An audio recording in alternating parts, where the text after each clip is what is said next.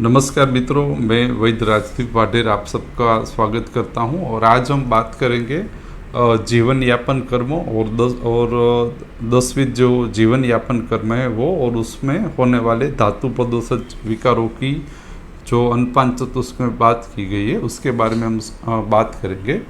तो पहले तो हम देख लें कि जो सारी स्थान है उसमें खादई चेतना धातु षष्ठास्तु इति पुरुष स्मृत, यहाँ पे कायग्नि और पंचभूत खादई को, इसका जो ये षड धातु है उसको कर्म पुरुष कहा है। यानी कि कायग्नि और ये पंचभूत मिलके हमारे शरीर में कर्मात्मक स्थिति का निर्माण करते हैं। तो इसमें क्या क्या आता है कि कायग्नि और आकाश और वायु महाभूत मिलके वात धातु वात दोष निर्माण करते हैं। कायग्नि और तेजो महाभूत पित्त दोष, और कायग्नि और जल पृथ्वी महाभूत कफ दोष निर्माण करते हैं। तो यह जो धातु वात पित्त कफ दोष है यह हमारे शरीर के अंतर्गत कायग्नि का अनुवर्तन चलाते हैं और क्रियात्मक स्थितियों का निर्माण करते हैं। यानी कि जो हमारे शरीर में जो भी कर्म स्वरूप क्रिया स्वरूप स्थिति निर्माण होती है वो सभी यह धातु वात पित्त कफ द्वारा होती है, और इसको षड्धा पुरुष या कर्म पुरुष कहा गया है। और इसके भी हम यदि हम आगे जाए तो यह धातु वात पित्त कफ हमारे शरीर में 10वीं जीवन यापन कर्म चलाते हैं। तो उसमें क्या आता है कि रस रक्त मांस मेद अस्थि मज्जा शुक्र और पुरुष मूत्र स्वेद, इसके 10वीं जीवन यापन कर्म यानी कि पीड़न जीवन लेप स्नेह धारण पूर्ण गर्भोत्पादन पुरुषस्य अवष्टंबन मूत्रस्य क्लेद वाहन स्वेदस्य क्लेद विद्रुति, तो यह 10 जीवन यापन कर्म है जो संचालन उसका धातु वात पित्त कफ और कायग्नि से होता है। तो यह जो 10वीं जीवन यापन कर्म है और यह धातु वात पित्त कफ यह मिलके हमारे शरीर में सार्वदेहिक क्रियात्मक अनुवर्तन चलाते हैं। यानी कि जठराग्नि धात्वाग्नि और महाभूताग्नि के जितने भी कर्म है वो कर्म धातु वात पित्त कफ और कायग्नि द्वारा सार्वधिक संपादित होते हैं, और यह 10वीं जीवन यापन कर्म के स्वरूप में हमको मिलते हैं। और दूसरा इसके बारे में आपको यह जानना चाहिए कि हमारे शरीर में कोई भी अंग आशय अवयव प्रणाली धातु या मॉलिक्यूल आप कहे तो उसके अंदर यह 10 कर्म अवश्य में होते हैं। यानी कि पीड़न जीवन लेप स्नेह धारण पूर्ण गर्भोत्पादन पुरुषस्य अवष्टंबन क्लेद वाहन क्लेद विद्रुति जो कर्म है यह 10 कर्म। तो कोई भी हमारा अंग आशय अवयव प्रणाली या धातु में जो भी जीवनीय स्थिति है यह जीवनीय स्थिति यह 10 कर्मों द्वारा संपादित है या यह 10 कर्मों के आश्रित रहती है। तो हमारा यकृत प्लीहा अस्थि आप कोई भी अंग आशय अवयव ले लो, उसमें यह 10 कर्मों की स्थिति के कारण ही वो कोई भी अंग आशय अवयव जीवित रहता है, इसीलिए उसको जीवनीय कर्म कहा गया है। यानी कि कोई भी प्रणाली को अंग आशय अवयव को जीवंत रहने के लिए यह 10 कर्म उसके अंतर्गत विद्यमान होने चाहिए, तभी वो अपना कार्य सम्यक रूप से कर सकता है। और यह कर्म हमारे शरीर में धातु वात पित्त कफ द्वारा संपादित होते हैं, और इसको क्रियात्मक स्थिति कहते हैं शरीर की। यदि आप रोग चतुष्क में सुरानी साहिब की जो बुक है उसमें आप अभ्यास करें तो उसमें बताया कि गया है कि 2 प्रकार की विकृति, एक है क्रियात्मक विकृति, दूसरी है रचनात्मक विकृति। तो यह 10वीं जीवन यापन कर्म और धातु वात पित्त कफ की कर्मों के अनुबंध में जितनी भी विकृति होती है वो सब क्रियात्मक विकृति है।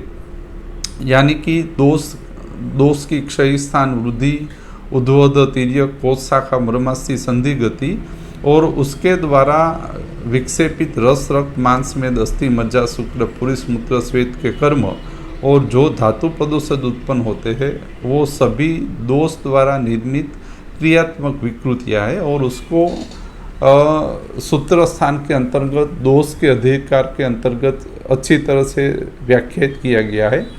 लेकिन यहाँ आपको समझने की यह विषय है कि 10वीं जीवन यापन कर्म को आपको समझना चाहिए कि कोई भी प्रणाली में यह 10 कर्म होते हैं। तो यह 10 कर्मों में से कोई भी प्रणाली अपना कर्म को सापेक्ष रूप से चलाती है, और उसमें कोई निश्चित अग्नि का प्राधान्य हो सकता है। जैसे कि यकृत में रक्ताग्नि का प्राधान्य है, लेकिन उसमें यह 10 कर्म अवश्य में होते हैं, यानी कि यह 10 धातुओं के बिना किसी भी अंग, आशय, अवयव, रचना या प्रणाली का संगठन नहीं हो सकता। और दूसरा, यहाँ में यह जो 10वीं जीवन यापन कर्म है, ये उसका क्रियात्मक निरूपण दिया गया है, यानी कि रस को यदि आपको देखना हो यकृत में तो प्रीरण की स्थिति में ही देखना है, रक्त को देखना है तो जीवन की स्थिति में देखना है, मांस को यदि आप देखना चाहे तो लेपन, धारण और आरक्षण और बल की स्थिति में देखना है, और मेद को स्नेहन की स्थिति में देखना है। तो यह कर्मात्मक स्वरूप में रस, रक्त, मांस, अस्थि, मज्जा, शुक्र के स्वरूप में आपको अंग, आशय, अवयव, प्रणाली या बंधारण के अंतर्गत आपको देखना है। तो इसमें भी यदि हम आगे जाए तो अन्नपान चतुष्ट में धातु प्रदोषक विकारों का वर्णन है। तो उसमें बताया गया है कि भाई मान लो रस का प्रीणन कर्म बिगड़ जाए तो दोषों द्वारा उसमें रस प्रदोषक विकार उत्पन्न होते हैं, और उसमें आता है अश्रद्धा, अरुचि, हास्य, वीरस्य, अंगमर, ज्वर, तंद्रा, उल्लास, गौरव, पांडुतम, सोतसाम, रोध, क्लैब्य, कुशांगता आदि लक्षण समुदाय जन्म लेते हैं। तो यह शुद्ध रूप से रस के प्रीणन कर्म हानि से उत्पन्न होने वाले लक्षण समुदाय है। तो उसमें यह लक्षण समुदाय की चिकित्सा बताई गई कि इसमें लंघन करवाना है। तो इसमें आपको उससे भी आगे जाके दोष, दोष गति, दोष स्थान और अधिष्ठान, इसका परीक्षण करके आपको लंघन करवाना है। जो लंघन के चतुष्प्रकार संशुद्धि, पिपासा, मारुत, पाचन, उपवास, व्यायाम, सेति, लंघनम का निरूपण हमारे संहिता में बताया है। उसमें से आपको दोष, दोष गति, क्षय स्थान, वृद्धि और अधिष्ठान को देखते हुए लंघन करवाना है। ये इसकी विशेषता है। जैसे कि ज्वर इसमें बताए तो ज्वर का निर्देश पित्त है और यह कोष्ठ रोग मार्ग में होता है, तो और उसमें एक से ज़्यादा अधिष्ठान भी इन्वॉल्व रहते हैं। तो आपको जो लंघन आप करवाए तो इसमें मुख्य रूप से ज्वर की स्थिति को ध्यान में रखते हुए करवाना चाहिए। और इसके बाद मान लो अंगमर्द है, तो अंगमर्द की स्थिति यदि आप देखें तो यह रस का सार्वदेहिक भाग है, उसके में विक्षेपित होने से अंगमर्द होता है। तो उसकी चिकित्सा में आपको सार्वदेहिक स्थिति का अध्ययन करते हुए दोष, दोषस्थान, गति, अधिष्ठान का अभ्यास करते हुए इसमें आपको लंघन करवाना चाहिए। तो इसमें दूसरा क्लैब्य बताया गया है रस प्रदोषक के अंतर्गत। तो यह शुक्र या धातुओं या शाखा मार्ग की स्थिति के साथ संकलित है। तो उसमें जो आप लंघन करवाए तो यह शाखा मार्ग और शुक्र को ध्यान में रखते हुए करवाना चाहिए। तो अश्रद्धा, अरुचि, हास्य, वीरस्य, अंगमर, ज्वर, तंद्रा को आपको क्षय स्थान, वृद्धि, उद्वद, तिर्यक, कोष रोग मार्ग, शाखा रोग मार्ग या मर्मास्थि संधि रोग मार्ग और अधिष्ठान को ध्यान में रखते हुए उसकी चिकित्सा करनी चाहिए। उसी तरह रक्त में बताया गया है कि उसका जीवन कर्म है, और पदोषक से कुष्ठ, विसर्प, पिटिका, पदर, गुद, मेड्रा, आस्य, प्राग, प्ली, गुल्म, विधृति, नीलिका, कामला आदि उत्पन्न होता है। तो इसको भी आपको कोष्ठ मार्ग, शाखा मार्ग, मर्मास्थि संधि मार्ग, गत रक्त प्रदोषक, उसकी क्षय स्थान वृद्धि, उसमें होने वाला दोष और अधिष्ठान को ध्यान में रखते हुए उसकी चिकित्सा रक्तपित्त, हरिक्रिया, विरेक, उपवास, सोनिस्त्रावण करवाना चाहिए। तो यह आपको खास ध्यान रखना है। जैसे कि कुष्ठ है तो वो शाखा रोग मार्ग का है, गुद, मेड्र, पाक, मर्मास्थि संधि या तो महाभूताग्नि के साथ संकलित है, और गुल्म कोष्ठ रोग मार्ग का है। तो यह रक्त प्रदोषक के रोग मार्ग और दोष और उसका अधिष्ठान को देखते हुए आपको रक्तपित्त, हरिक्रिया, विरेक, उपवास, सोनिस्त्रावण करवाना चाहिए। तो उसी तरह से इसमें मांस, मेद, अस्थि, मज्जा, शुक्र, पुरुष, मूत्र, श्वेत के प्रदोषक को दोष के अनुबंध में ज्ञात करके उसमें बताई गई उपक्रम आपको लागू करवाना चाहिए। दूसरा, यह जो प्रदोषक है ये पूर्ण रूप से कर्मात्मक विकृति है, तो उसमें मुख्य आपका परीक्षण रहना चाहिए दोष, दोष गति, क्षय स्थान वृद्धि, दोष का रोग मार्ग और उसका कौन कौन से अधिष्ठान इसमें इन्वॉल्व है। तो यह अध्ययन करके आपको दोषों के संकलित उपक्रम की चिकित्सा इसमें करनी चाहिए। और 10वीं जीवन यापन कर्म, यह सब जीवन यापन कर्मों में होने वाली प्रदुष्टि प्रक्रिया है।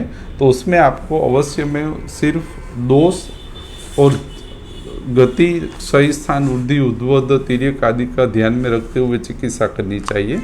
दूसरा, संहिता में एक रचनात्मक विकृति, क्रियात्मक विकृति की तरह ही आप रोग चतुष्क का अध्ययन करें तो कियन सिरसिया में बताया कि यह क्रियात्मक विकृति है। त्रिशोथीय तो रचनात्मक विकृति है, यानी कि यह दोष आगे जाके अंग आशय अवयव प्रणाली में यदि रचनात्मक स्थिति उसका बंधारण को तोड़ने लगे तो शोथ प्रधान रचनात्मक विकृतियाँ उत्पन्न होती है। तो शोथ है यह मुख्य प्रत्यात्म लिंग है रचनात्मक विकृतियों का। तो यह रचनात्मक विकृति में क्या होता है, यह जो बंधारण है 10वीं जीवन यापन करने वाली जो धातु है उसका बंधारण टूटने लगता है और शोथ पूर्वक रचनात्मक विकृति होती है। तो यह त्रिशोथीय में दोष प्रधान बताया है और कालांतर उसमें अधिष्ठान के साथ समुचित होकर व्याधि उत्पन्न होता है। तो यह पूर्ण रूप से किस तरह से पैथोजेनेसिस प्रक्रिया आगे बढ़ती है और किस तरह से व्याधि निर्माण हो जाता है उसकी यह सूक्ष्म समझ इसमें बताई गई है। तो त्रिशोथीय में दोष और अधिष्ठान को यदि बगाड़े तो सर्वप्रथम शोथ प्रधान स्थिति उत्पन्न होती है और तत्पश्चात अधिष्ठान के साथ समुचित होकर व्याधित स्थिति निर्माण होती है। तो त्रिशोथीय रचनात्मक विकृति का अध्यय है और उसमें यदि दोष द्वारा रचनात्मक विकृति यानी शोथ उत्पन्न हो प्रारंभिक स्थिति में तो उसका निदान चिकित्सा क्या होगी, यह त्रिशोथीय मुजब जाना है। और स्वतंत्र व्याधि निर्माण होने लगे तो आपको अष्टोदरी और महारोगाध्यय के साथ संकलित होकर चिकित्सा स्थान के अनुसार आपको निदान चिकित्सा में आगे बढ़ना चाहिए। तो पहले तो आपको अंग आशय अवयव प्रणाली में 10वीं जीवन यापन कर्म चलते हैं। कोई भी अंग आशय अवयव प्रणाली में यह 10 जीवन यापन कर्म और 10 धातु द्वारा यह अंग आशय अवयव रहते हैं। इसमें दोष द्वारा अनुक्रम से पहले क्रियात्मक स्थिति बिगड़ सकती है या तो रचनात्मक स्थिति बिगड़ सकती है निदान की विशेषता से। और यह रचनात्मक और क्रियात्मक स्थिति निदान की विशेषता से आगे संचय, प्रकोप, प्रसर, सांसंशय, व्यक्त और भेद को प्राप्त करके व्याधित स्वरूप निर्माण कर देती है। तो यह एक प्रकार से अनुक्रम से होने वाली प्रक्रियाओं का चरक संहिता के सूत्र स्थान में एक रोग चतुष्क में अच्छी तरह से निरूपण बताया गया है। तो आपको इसका निदान चिकित्सा अभ्यास करके, सूक्ष्म अभ्यास करके आपको उसमें आगे बढ़ना चाहिए।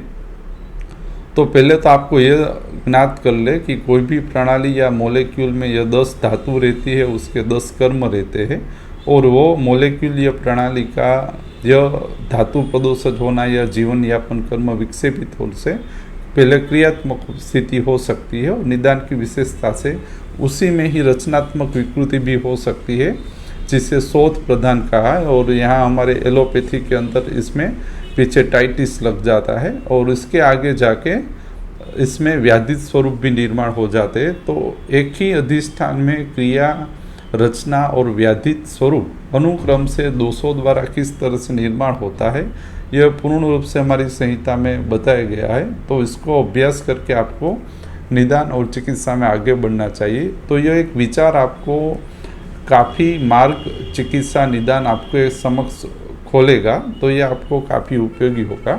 Thank you.